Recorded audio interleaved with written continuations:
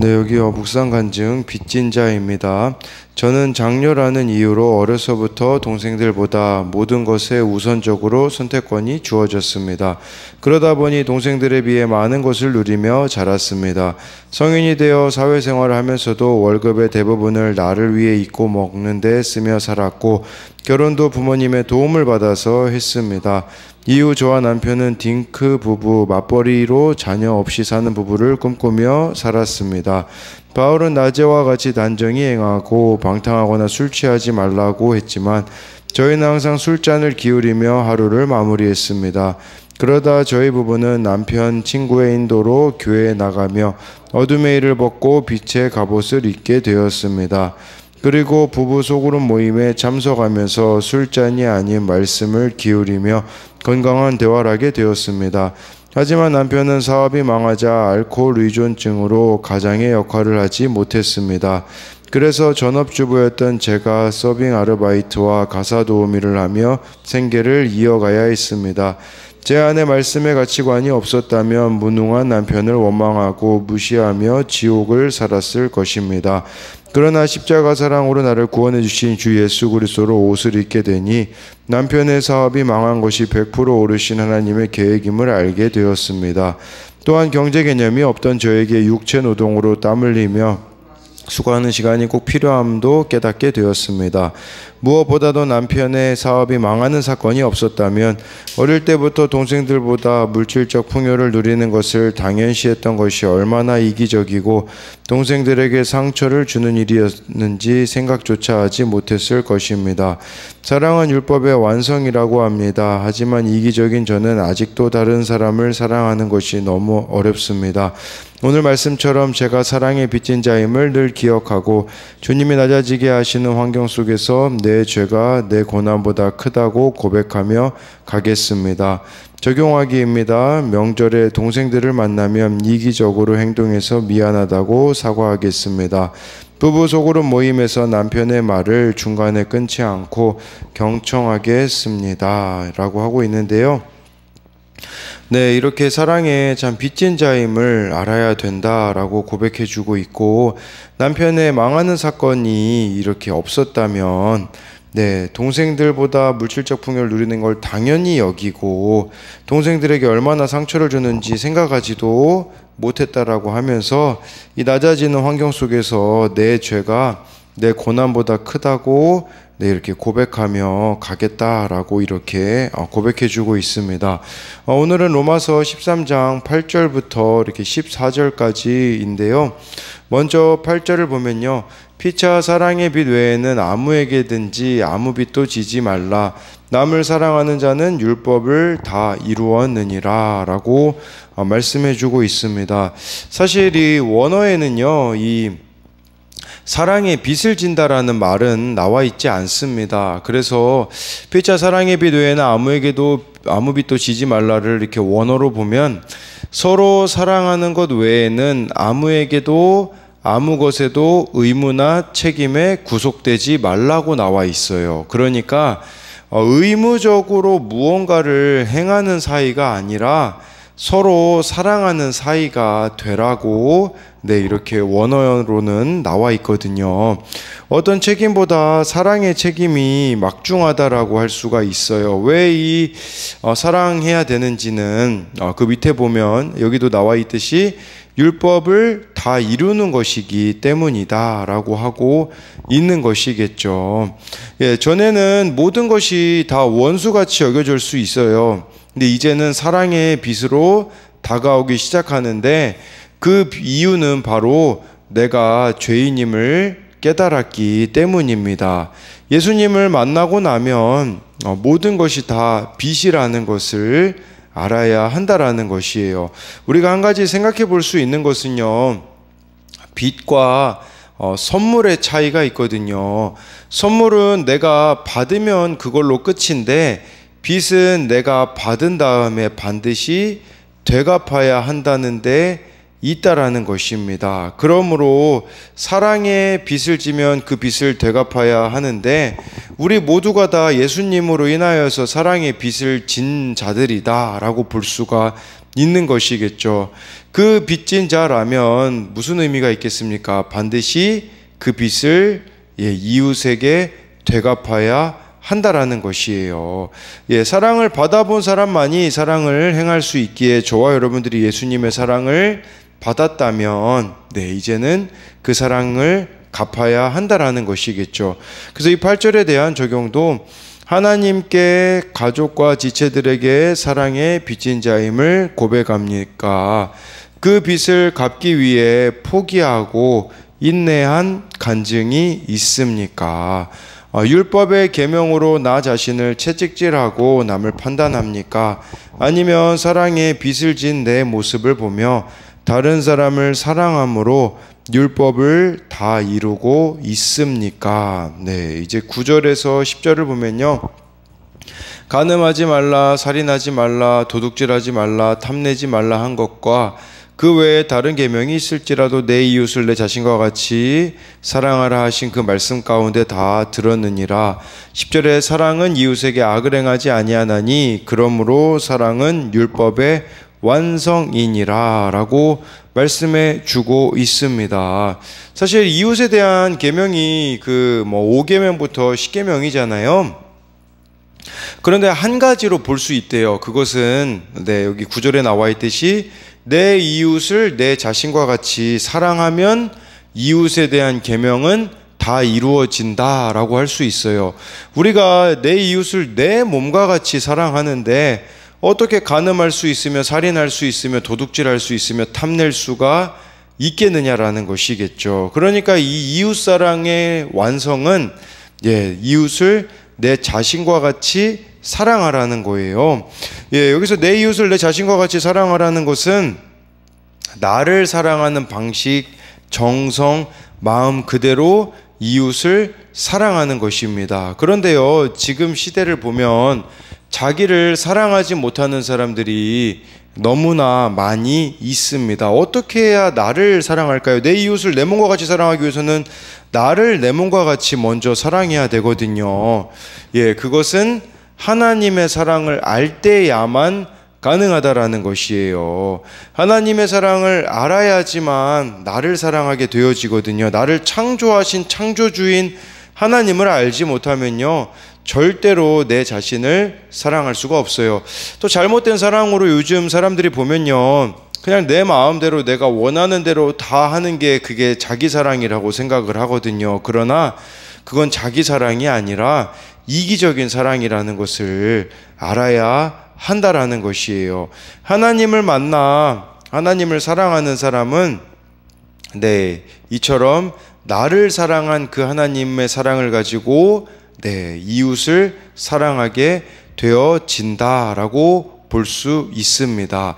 그리고 10절에요. 이 사랑이 이루어지면요, 이웃에게 악을 행하지 않는다라고 말씀해 주고 있습니다. 이웃에게 악을 행하지 않는 거, 이게 내 이웃을 내 자신과 같이 사랑하는 것이라고 볼 수가 있잖아요. 우리가 이렇게 딱 살아가다 보면 얼마나 때로는 이웃에게 악을 행하고 싶을 때가 있습니까? 그러나 하고 싶은 말, 또 우리가 정말 이렇게 퍼붓고 싶을 때가 한두 번이 아니지 않겠습니까? 그런데 그때에 참 멈추는 것이 이게 율법의 완성이다라고 말씀해 주고 있어요. 그래서 이 9절에서 10절에 대한 적용도 나를 사랑하신 하나님의 사랑을 깊이 깨달았습니까? 이것은 나를 사랑하냐라는 거예요. 정말 하나님의 사랑을 깊이 깨달은 자만이 자기 자신을 사랑할 수 있다라는 거죠. 하나님께 받은 사랑을 이웃에게 흘려보내고 있습니까? 아니면 나에게만 머물게 하려고 해서 고여 있습니까?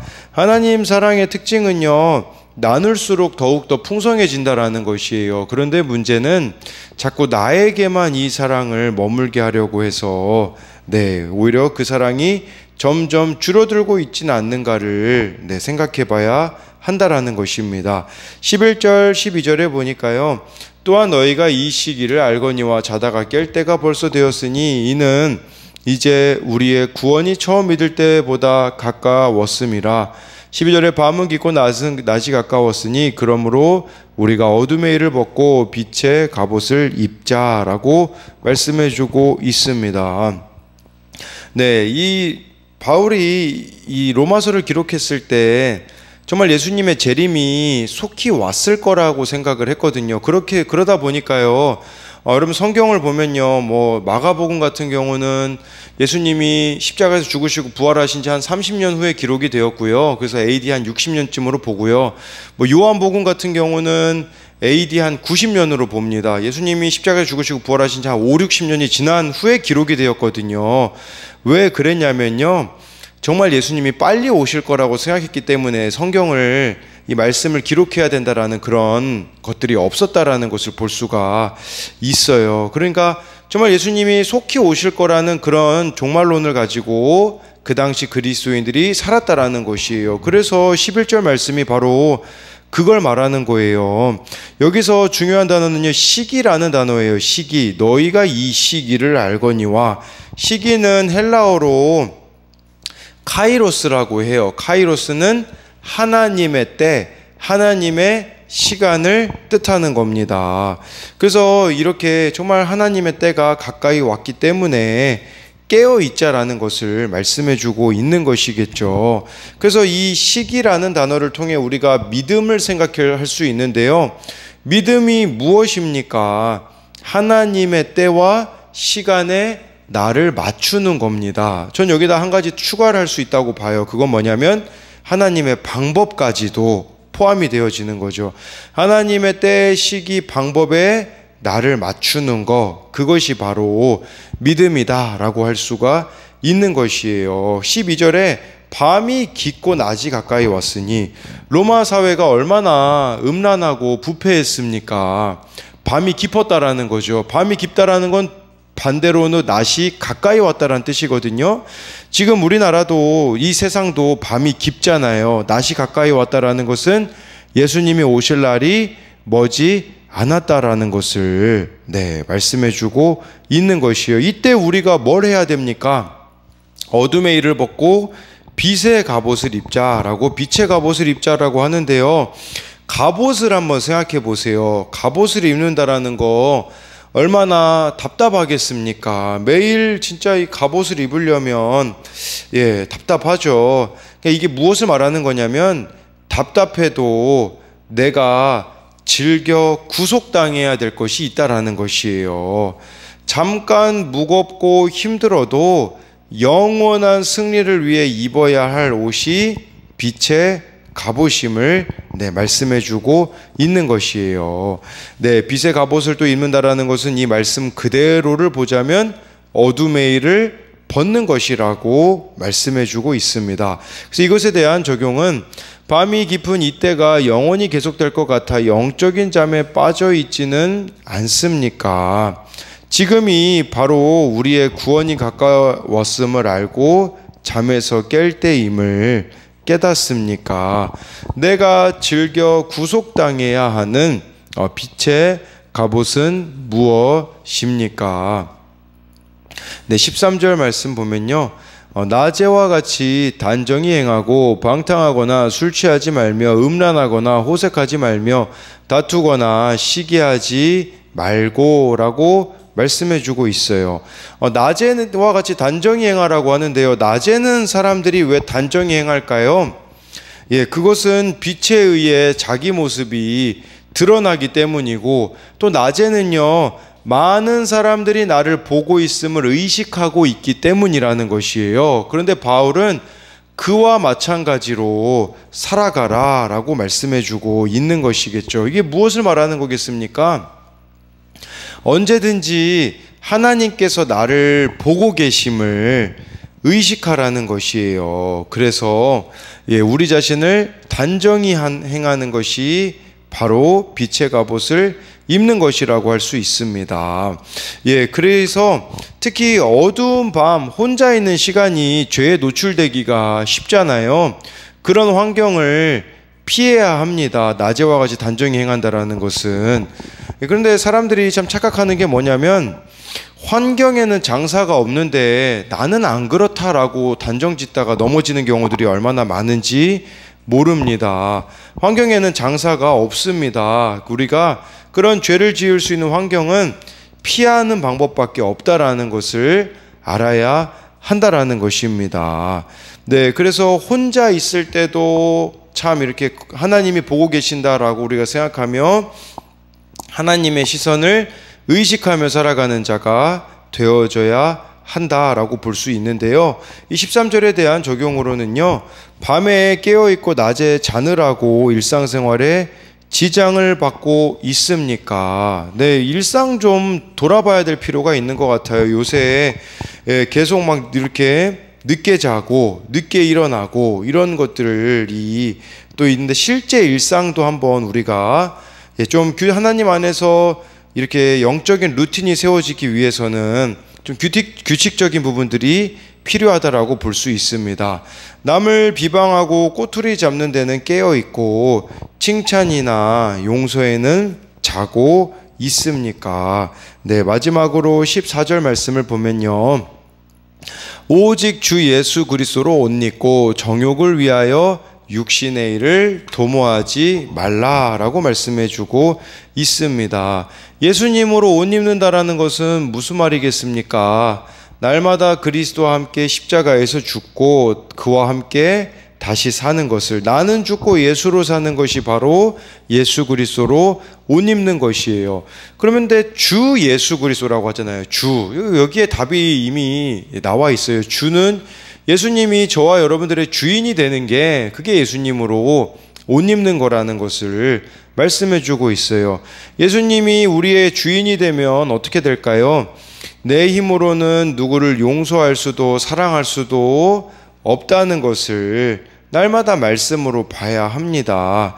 내가 입은 옷이 더러운 걸 알면 얼른 새 옷으로 바꿔 입잖아요. 그렇지 않으면 우리는 14절 후반절에 나와 있듯이 정욕을 위하여 육신의 일을 도모할 수밖에 없다라는 거예요. 그러니까 선택지는 딱 두 가지밖에 없어요. 예수님으로 우리가 옷을 안 입잖아요. 그러면 정욕을 위하여 육신의 일을 도모하는 삶을 살아갈 수밖에 없다라고 말씀해 주고 있어요. 그래서 예수님으로 옷 입기 위하여서 우리가 하는 것이 바로 말씀 묵상 큐티죠. 날마다 말씀으로 내 더러운 죄의 옷을 벗어버리고 그리스도의 옷으로 갈아입어야 한다라는 것입니다. 그래서 이 14절에 대한 적용도, 내가 벗어야 할 죄의 옷은 무엇입니까? 매일 큐티하면서 그리스도의 옷으로 갈아입습니까? 오늘 어떻게 주 예수 그리스도로 옷 입겠습니까? 라고 이렇게 말씀해 주고 있는데요.